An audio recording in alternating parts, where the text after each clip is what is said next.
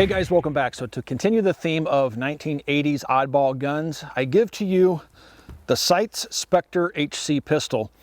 Some folks will know this as the Falcon. That's what it was sold as overseas. In the United States, it was sold as the Spectre. And it's a 9mm pistol that has some fairly interesting features. Probably the most prominent feature of the gun is what they call the coffin or casket magazine, which is a quad stack 9mm magazine. The one that I'm holding is a 30 rounder. This is what the gun came with, but they also made a 50 rounder. I've not been able to secure one of those.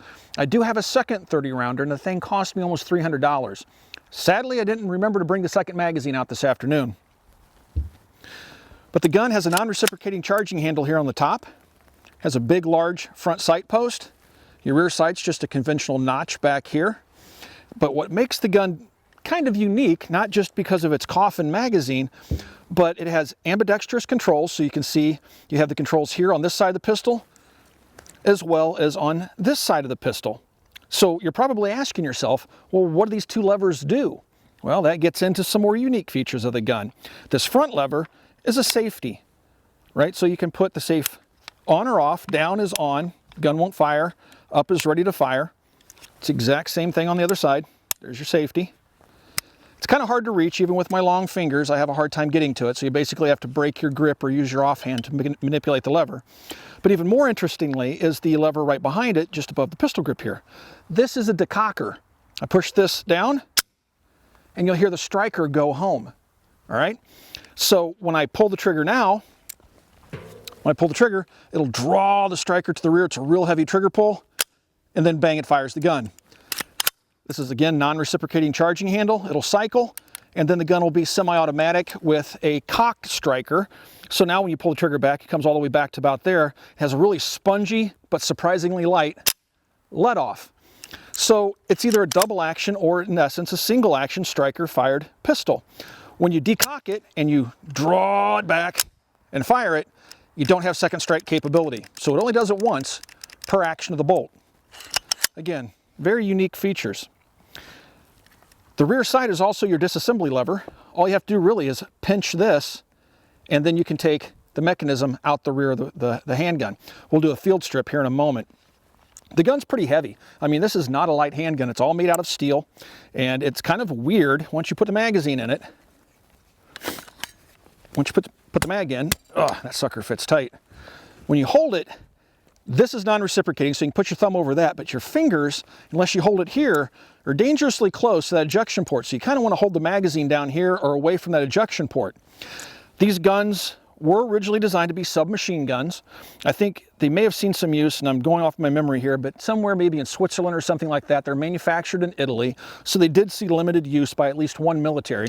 They do have a stock that folds over the top of the gun. You can actually find them here in the United States. I'm looking for one so I can SBR this gun and turn it into its proper configuration. As a handgun, it's a tank, guys. This thing is really kind of portly, but it's really cool. It's an interesting gun from the 80s. Some of its contemporary peers would have been things like the Tech 9 pistol or the Mk12. In comparison to those guns, this is an extremely high quality gun in terms of its manufacturing and the overall quality of the firearm. So let's do a little bit of shooting with it. Let's field strip it, take a look at how it works internally, and basically let you guys see a little bit more of the Sites Spectre HC pistol.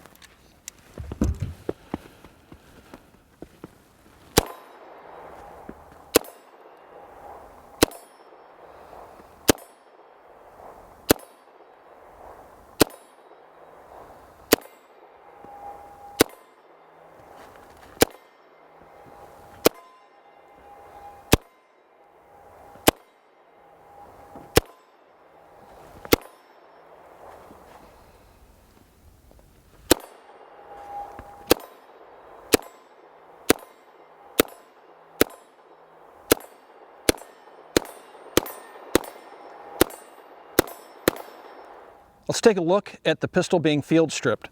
The magazine releases right here inside the trigger guard. To release the magazine, you just pinch and pull, and the magazine will come out. You'll want to run the bolt by grabbing the charging handle here on the top and check to make sure that the chamber is empty. This is the takedown pin here in the rear. You'll notice there's this little spring that folds over. That keeps the pin in place. You have to straighten that little coiled spring. Then you can pull the pin out, which is also a sling mount on the other side. You can pull it straight out like that, and now the pistol grip will just come off the gun. Okay, there's your striker assembly. Now you'll notice that this gun is very clean. It's seen very, very little use, guys. This is a very pristine example of a Spectre pistol. All right, so now you've taken your trigger group off. Here on the bottom, you can see the bolt and the striker kind of through the port here. We're going to go ahead and take it apart by pushing down on the rear sight. This is a polymer piece too, which is kind of interesting. Push down on it, you'll see how it releases this little claw. And now the recoil spring comes out the rear of the handgun. You'll have to keep this depressed and now hold it like this. Now your striker assembly, this is the striker block, will come out. And right after that is the bolt. Pull back on the charging handle here to get it started. You got to pinch that little rear sight, and now your bolt will come out. So now the gun's completely field stripped. Now you can see that's for me just inserting the magazine into the gun, the brass markings on the bottom. This bolt has no wear on it whatsoever. Again, this gun is pristine, if not brand new. It's basically just hangs on the wall at the shop. Anyway, very simple blowback operated handgun. Now this is where most of the weight is. You'll notice the non-reciprocating charging handle doesn't come out. It's a really heavy chunk of steel. All right, putting it back together, super simple. Just reverse everything. Pinch, insert the bolt. Take your striker assembly. You have to make sure you have this facing the right way. All right, otherwise the gun won't work. You can see the little lever down here. That's what it should look like. It's dual recoil springs. One rides inside the other. I'm going to stick that down inside the bolt. Make sure there's a little hole in the back of the bolt that it has to go into. And then once it's in there, you just kind of collapse it, push, and release that, and that holds it all together. All right, putting the pistol grip back on, you just set it in like that. So you'd put the nose in first, kind of rock it back. Now to get this to seat, you have to push in on the rear of this spring-loaded cap, otherwise you won't get the pistol grip to seat. Once you do that, take your little straightened spring, make sure it's still straight, insert it through the hole, pop it over on the other side, and the gun is back together and ready to be shot.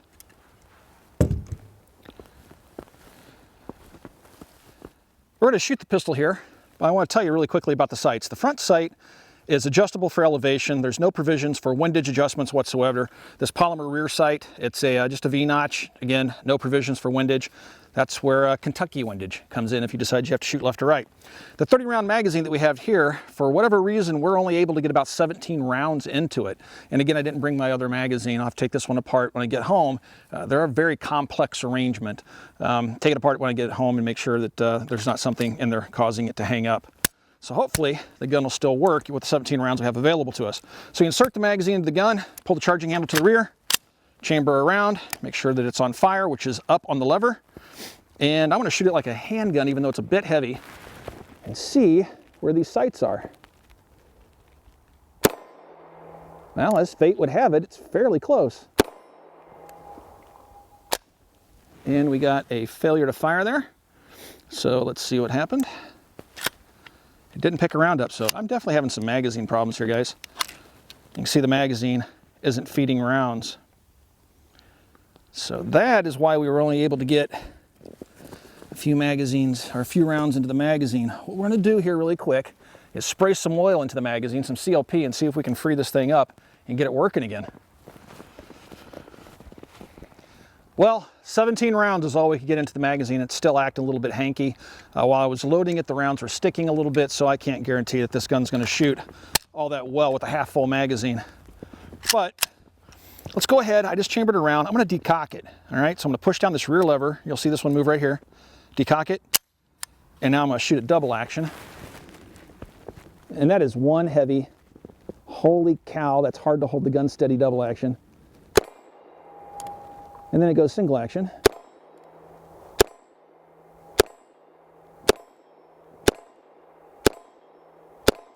And it shoots nice tight little groups. That's pretty cool. It seems to be working okay with those 17 rounds.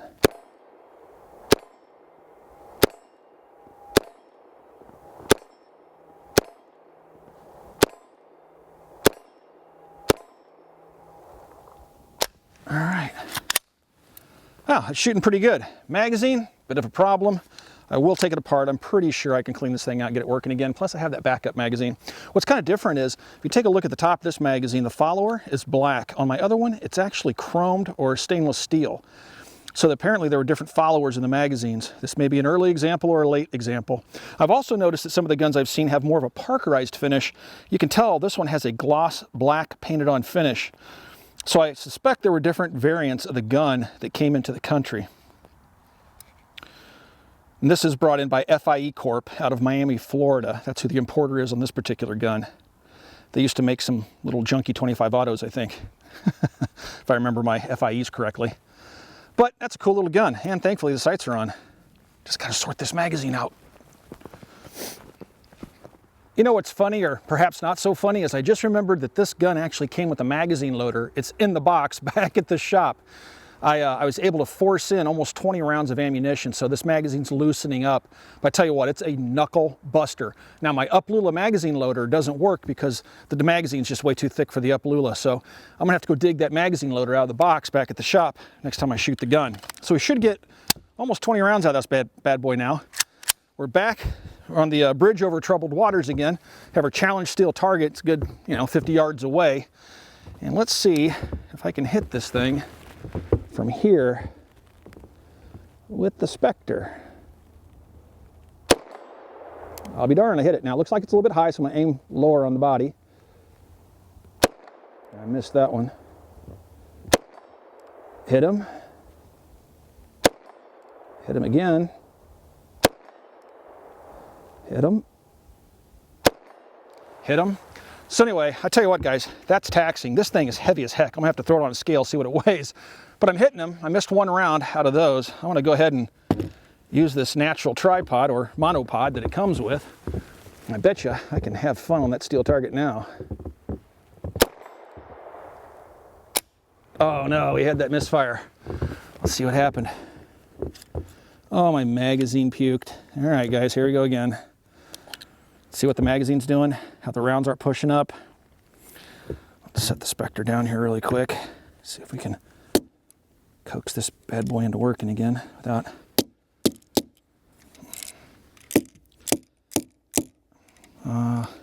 darn it.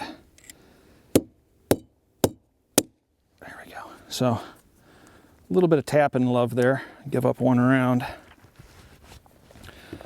Let's see. I'm guessing these magazines are probably the weak link of the gun. All right, back to 50 yards here.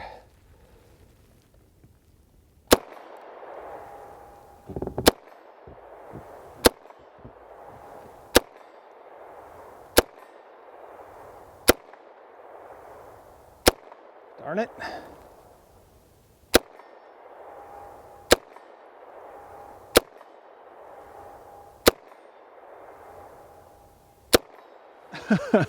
My old knees are giving out on me, but the gun's certainly capable of some pretty decent accuracy. What do we got here? Looks like we got sludge starting to thaw out a little bit. We got a few rounds left. Let's see what happens if I can hit that little piece of bark down there on the water. I gotta watch, make sure I don't stick my thumb in the way of the ejection port or my fingers.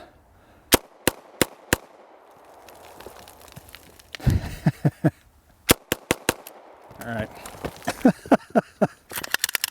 So one hiccup there with the magazine. I am going to clean this thing up. Hopefully I can restore it to 100% function. But yeah, the little pistol does pretty good. 50 yards, kept it on a half man-sized target. That's kind of a cool piece of history, I think. I assume you guys remember the VP9 torture test. Well, there's an artifact on the front of the Jeep from earlier this summer that we just discovered. Yeah, that's been tucked up underneath my grill now for months. Anybody want a slightly used VP9 magazine? Oops, I do stuff like that. All right, guys, half the fun of owning a 1980s era gun is the fact that the 1980s era action movies were absolutely horrible, but I still loved my Arnold Schwarzenegger movies. If you're gonna own a gun like this, you gotta learn how to shoot it like Arnold would have shot it back in the 80s. Wide stance, holding the gun low sideways and from the hip. And do you think we could actually hit a bad guy? Let's find out.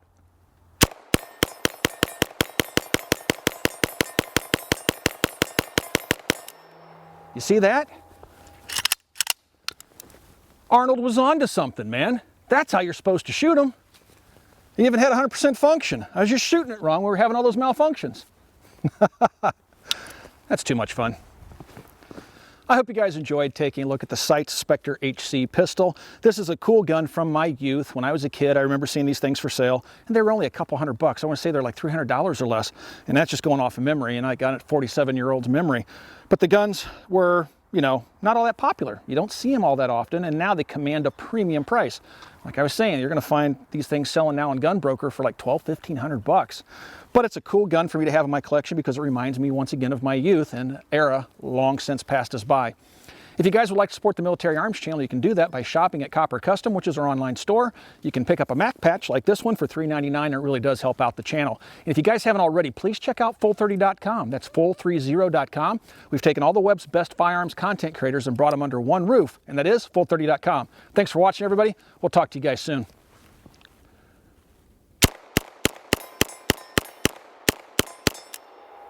At least it works now.